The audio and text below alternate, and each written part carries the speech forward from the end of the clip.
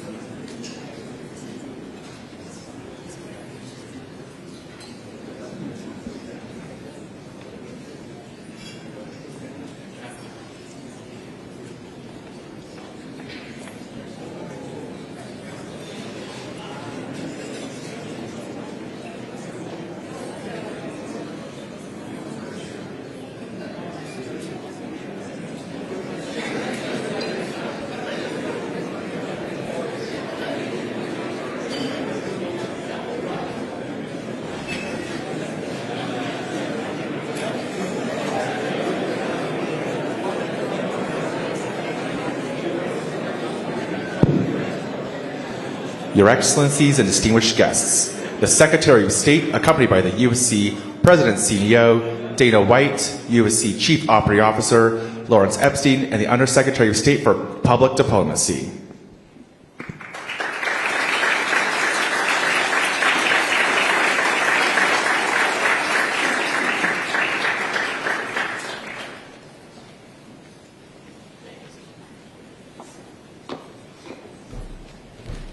Good afternoon, and thank you for joining us.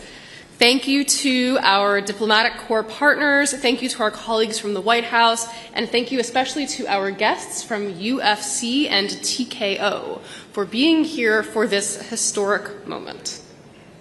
When you become a diplomat, you hear the phrase convening power a lot, and that's basically diplomatese for bringing people together. And it is axiomatic and obvious that sports brings people together.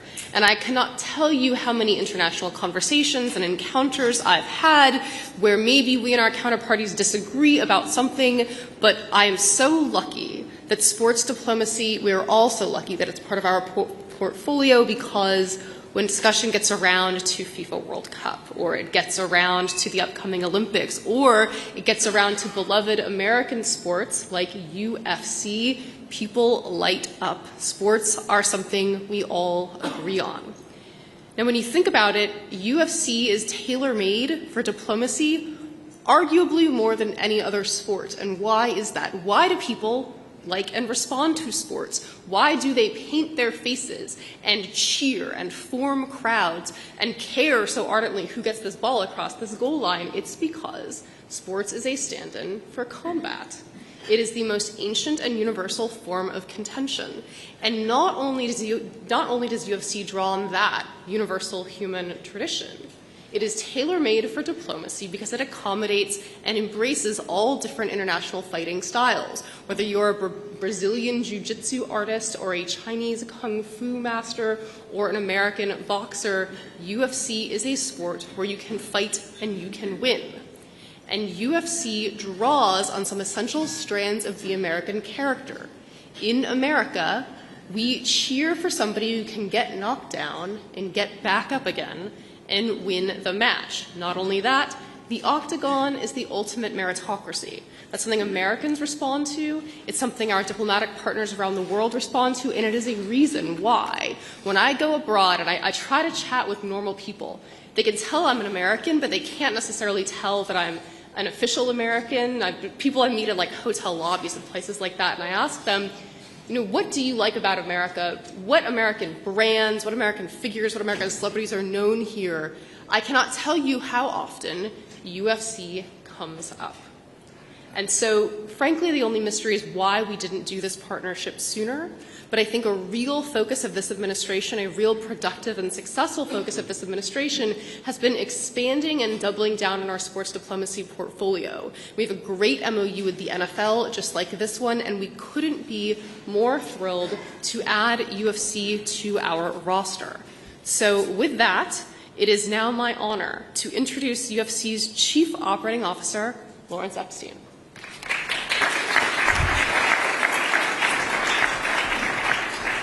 Thank you very much. It's an honor to be here, and we couldn't be more pleased to be partnering with the United States State Department to figure out ways to build bridges, to be diplomats through our sport. UFC is an incredibly global sport and an incredibly global organization. We're doing 43 events per year, and about 17 or 18 of those are in jurisdictions around the world. If you take a look at our roster of fighters, we have fighters from in excess, and this moves a little bit, but in excess of 75 countries. When you look at our roster of champions, they come from all over the world. And so we're perfectly suited and very excited to be part of this program because we truly are a global sport and a global brand.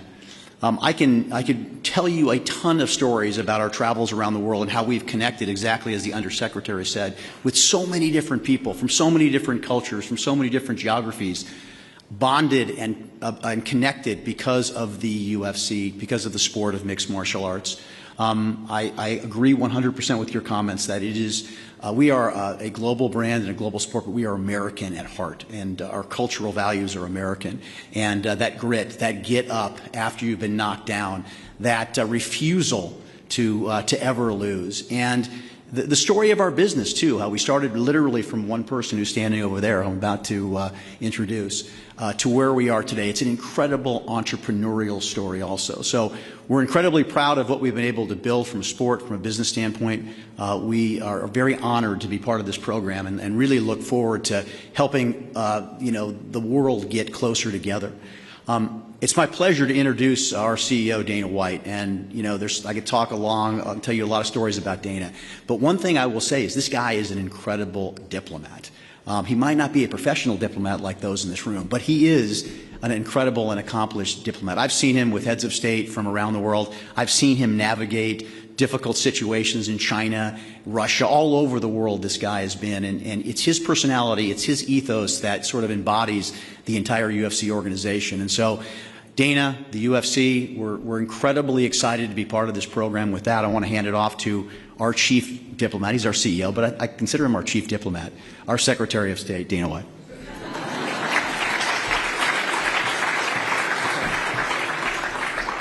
Thank you, everybody. Thanks for coming today. I don't know how I could say it better than those two did, but obviously we come from very humble beginnings when we first bought this company 25 years ago. And we believed at that time that this thing would work everywhere and would work all over the world. I've always had this philosophy that, thank God, ended up being true. It doesn't matter what color you are, what country you come from, what language you speak, we're all human beings and fighting's in our DNA. We get it and we like it. I've laid in my hotel room in England many times trying to figure out cricket. Never going to happen, but fighting in any language, as humans, we all get it. And what's been fascinating in our run over the last 25 years is how, when we go into these different countries, presidents of the countries or royal families from these different countries, everybody loves the fights. And more importantly, if somebody looks like you, talks like you, and comes from where you come from, and they're looked at as the best in the world when it comes to fighting, the entire country rallies around them, and it's a pretty powerful thing. So I want to thank Secretary Rubio for all of his support, and like Lawrence said, we are absolutely honored to be here and to be a part of this. Thank you, everybody.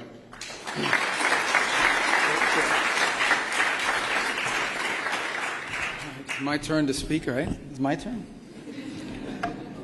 Well, listen, this is an exciting, first of all, it'll be an exciting weekend, but an exciting opportunity to sign this. It's totally logical for us to do it. I want to make a couple points. People may ask, well, why UFC? We had this deal with the NFL too, but why UFC? So I have a couple reasons why that I think is very powerful. Here's the first. The first is America, and the ideal behind America is the impossible. That someone tells you you can't do that, or that's never going to happen. The whole idea of America is audacious. The very idea that America, that you could have a country where founded on the principle that your rights come not from your government or from your leaders, your rights come from your creator, was an audacious idea. No one else believed that at the world at that time. And that's the foundation. But then beyond that, everything we've done since then as a nation, time and again. How can you achieve some of the things, we're going to put a man on the moon? When President Kennedy announced that we were going to put a man on the moon and return him safely to the earth, no one thought that was possible, and we did it. We are a nation founded on doing what no one else dared to do and no one else aspired to do. And at some level, that's what this whole company, what UFC has been.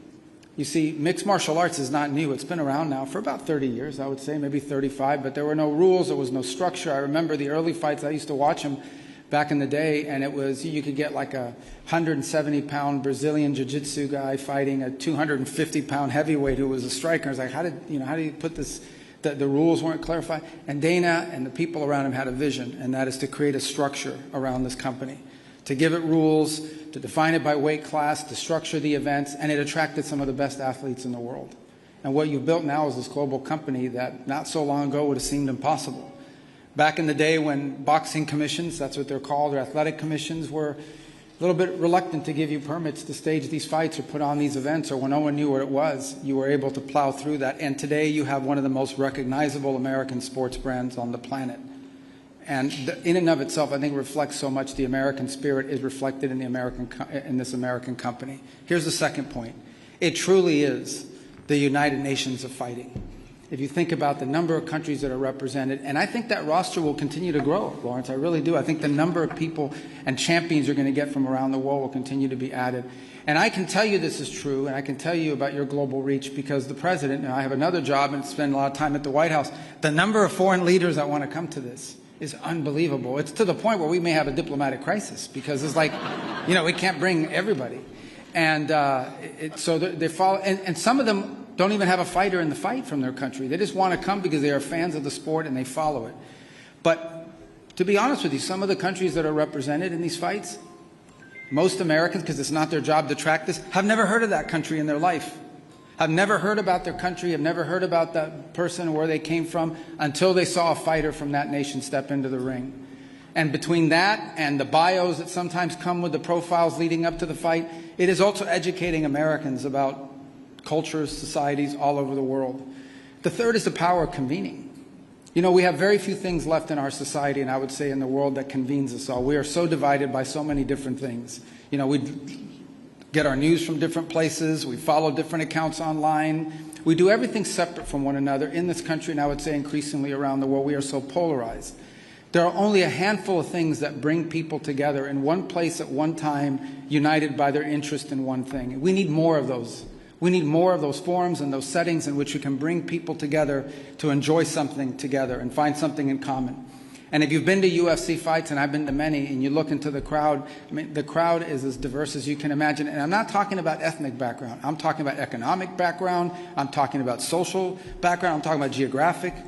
This is one of those few things we have left in our country, and I would say in the world, that brings so many people from so many different places, so many different backgrounds, and so many different points of view together for a few hours to enjoy one thing in common. And the bonding power of that is incredible. And it's something we want to share with the world, which is why making the sports diplomacy such an important agreement we're going to sign today.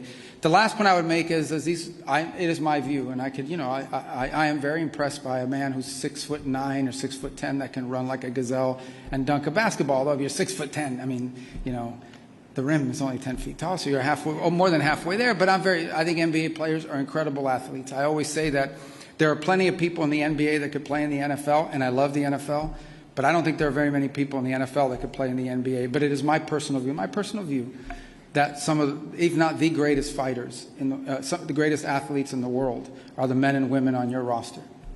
Because it doesn't just involve endurance and strength, it involves physical courage, it involves the ability to fight through pain. In fact, was it in Miami a few weeks ago? We were watching one of the fights, and I don't want to call anybody out, but I think the guy, did he tear his ACL in the last fight?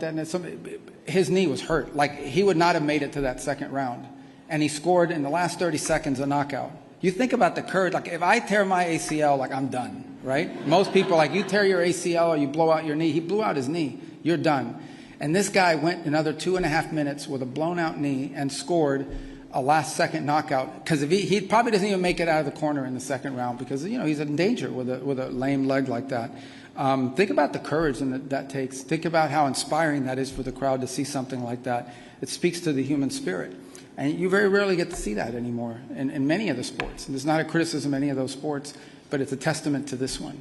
And why we're so excited, not just about Sunday night, but we're excited about what this brand means about America's ability to expand and reach out to different parts of the world. You will see these cards. You're hosting them in 17 or 18 different jurisdictions. That's going to grow, in my opinion. And as you grow more countries that you go to and do this, but in the end, it will be an American company and an American brand that's bringing this sport, even though it may be their fighters, bringing this sport to those places. And that is the definition of American soft diplomatic power. And so we're excited to sign this today, and we're really excited about Sunday. We're never going to see anything like that again, guys, ever. I was there late last night. They were testing the pyrotechnics. I'm not going to give away anything other than to say they work. It was good. Secret Service wasn't as excited by the explosions, but everybody else. And what they built out there is phenomenal. We'll never see it again. Although the president's threatening to leave it permanently. You heard that, right?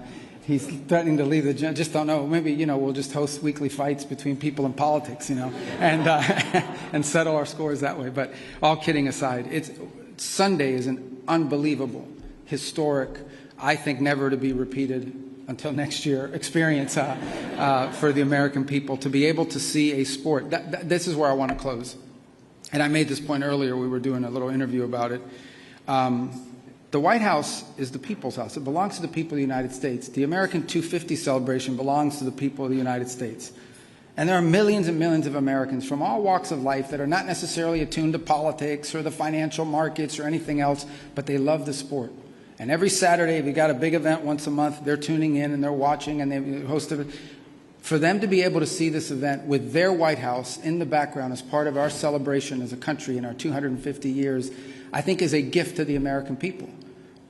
That's what Sunday is about. It's a gift to the American people. They're going to see their White House in their capital on their nation's birthday, celebrating with a historic event. We could have had a band, and we have great bands. We could have done a Shakespeare in the Park production. There are a lot of things we could have done with it, but this one will have people watching, probably over, 1 billion people all over the world. 1 billion people all over the world will be watching America celebrate its 250th birthday with the White House in the background and some of the best athletes in the world in that octagon. And we're happy to be a part of that, and we're happy to be a part of all the things we're going to be working on together in the years to come. So thank you guys. Thank you guys for covering it. Thank you guys for coming. The State Department, a lot of people who work at the State Department, we have members of the Diplomatic Corps. They get invited to a lot of meetings, but not many like this one. So this is great. Thank you. All right.